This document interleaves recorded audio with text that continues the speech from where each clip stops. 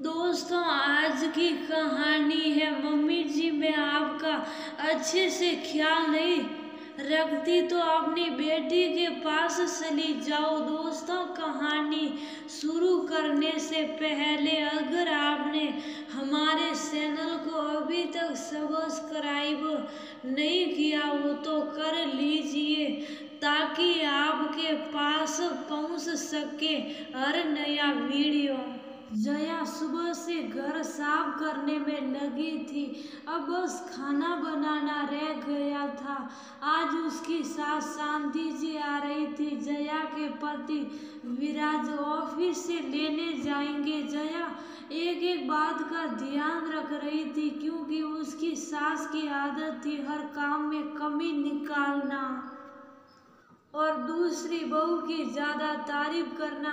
जया के ससुराल में जेठानी थी रूपा, जो सास ससुर के साथ ही रहती थी। जेठ जी और ससुर अपना खुद का व्यवसाय करते हैं। विराज की नौकरी है दूसरे शहर में, तो जया कुछ महीने ससुराल में रुककर विराज के पास आ गई।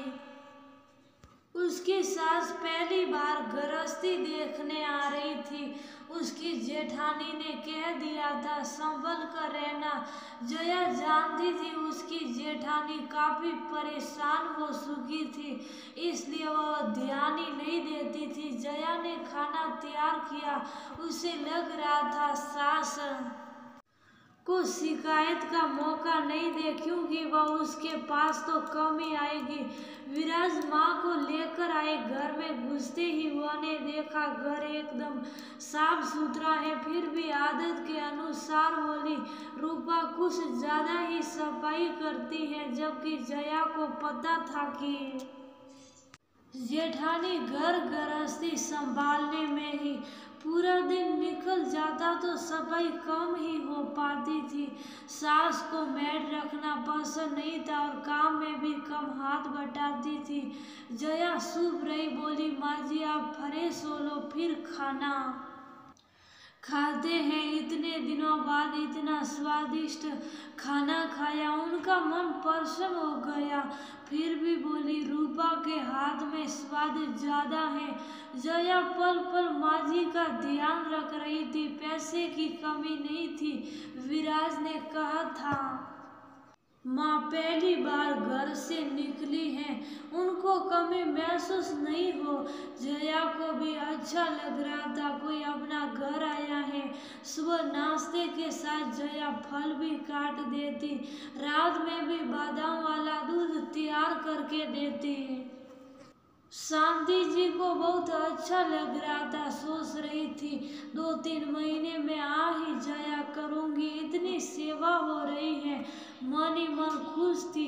जया जैसी बहू पाकर पर कमी निकालने की आदत नहीं जा रही थी। जया भी परेशान हो गई थी, लेकिन सोच रही थी कुछ ही दिनों की बात है। आज खाना खाने बैठे हुए थे। आज शांति जी को पता था दही नहीं है। बहू ने दाल दो सब्जी सब बनाया था, मौका मिल गया था आज उन्हें ताना मारने का। तभी शांति जी ने कहा बहू थोड़ा दही ले आ, मुझे दही रोज खाने की आदत है। जया ने कहा माँ जी दही खत्म हो गया है, यहाँ आस पास मिलता नहीं है, मैं ऑर्डर कर दूंगी तो आ जाएगा। तभी शांति जी बोली बस यही बात मुझे रूपा की अच्छी लगती है, हर बात का ख्याल रखती है कि मुझे क्या पसंद है।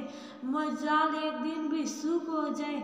अब जया को लगा इन्हें समझाना ही, क्योंकि उसे सब पता था कि जेठानी कैसे रखती है। कई बार खाली सब्जी ही बनाती थी और वह उसी से खा लेती थी, क्योंकि रूपा को पता था हमेशा उनके साथ ही रहना है, तो वह बुराई सुनकर भी ज्यादा ध्यान नहीं देती थी। खाना खाने के बाद शांति जी कमरे में आराम करने गई। जया काम समेटकर माँ जी के कमरे में गई और उदास शक्ल बनाकर बोली, माफ करना माँ जी, मैं आपका भाभी की तरह ध्यान नहीं रख पा रही। मैं अपनी तरफ से पूरी कोशिश कर रही हूँ।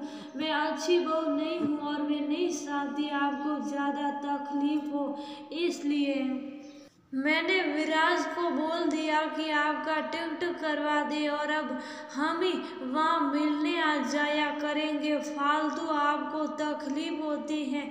अब शांति जी को कांटों तो खून नहीं, उनकी साल तो उल्टी पड़ गई। वो तो मजे कर रही थी, अब क्या बोले। पासा पलटते देख बोली, अरे बहू तू चिंता मत कर, सीख जाएगी। मैं हूं ना, मैं तुझे सिखाऊंगी और बीच बीच में आती रहूंगी। तू विराज को टिकट की मना कर दे। दूसरे दिन से सास ने टोकना छोड़ दिया। जया मन ही मन खुश थी कि सास की आदत बदल गई। इस बात से रूपा भी खुश थी। बोली, मान गए जया तुम्हारी समझदारी को। अपनी बात भी कह दी और माँ जी को बुरा भी नहीं लगा।